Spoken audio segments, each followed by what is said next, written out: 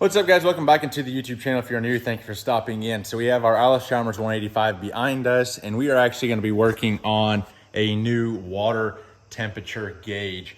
So the factory one from Allis Chalmers no longer works. So instead of buying an OEM replacement for 40, 50 bucks, I just bought this Dorman part number 7-123, and we're gonna throw it in there. So it's got the long cord. If we go around this side, we are plumbed up right here. So I'm hoping that we have long enough hose here. They come down, tuck it into this wire loom, and then it goes down and across right here, up, and then to our port there. So the biggest thing is going to be matching our ports. They give you a bunch of different ones in here. So surely one of those will thread in there. If not, this one looks like it's going to be close. So we'll get it threaded in there. And I'm hoping that the probe isn't too long. I don't think we're gonna have an issue, but I don't know until I get the old one out. So like I said, I just followed from our gauge. Well, right here, our wire that comes up and around, it's this black and yellow one, goes into the big wire loom, comes all the way down, goes to the smaller loom, and then out. So I'm gonna go ahead and get all this disassembled, pull that one out, and I believe, hopefully, that they should mount up. So if we hold the new one over top, we're pretty freaking close. So I'm hoping I can drop this one in, put the mounting bracket. Everything's virtually the same.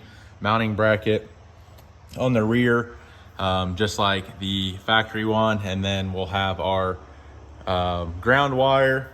And I believe the other one is our sender wire. They give you like the full directions here of everything.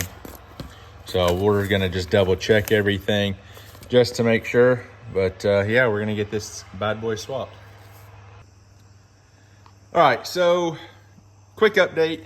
Everything like comes on. I got it all wired up. Still have to run the probe down. But the light here at the top, spliced it, put a butt connector in there. This is the heat shrink kind, so I shrunk it all, made sure no moisture and stuff's gonna get in there. Yeah, so now I guess we're gonna try and run our probe down all the way across the side there and then get the old fitting out. But everything so far is going smoothly. I don't have this all the way tightened down yet, just so I have a little wiggle room, need be, of the probe. But fits in there. It's gonna look nice.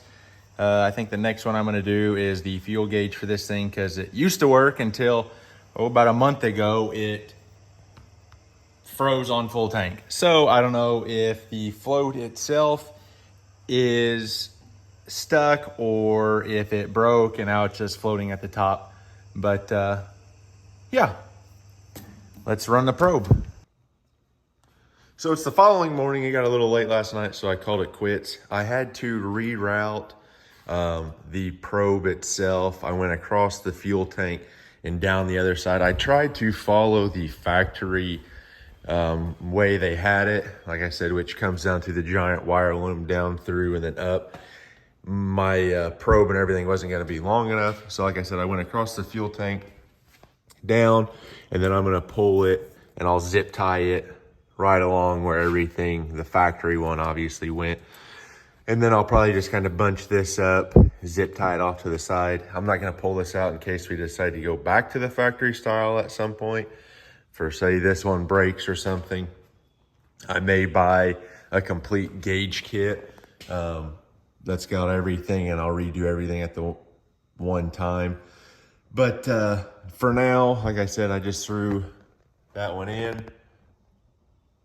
I'm gonna top it off with some antifreeze here real quick. And yeah, should be able to get everything buttoned back up, get the tractor fired up. Hopefully that will work. I don't see why it shouldn't. But yeah, I took this side panel off over here because I wasn't sure if I could run it down and then cut across, but I just, like I said, I tucked it right in between the fuel tank and dropped it down, which worked out good. So I'm gonna get everything buttoned up, get the shield thrown back up top there, top it off with some antifreeze, and then fire it up, and we'll see what it looks like.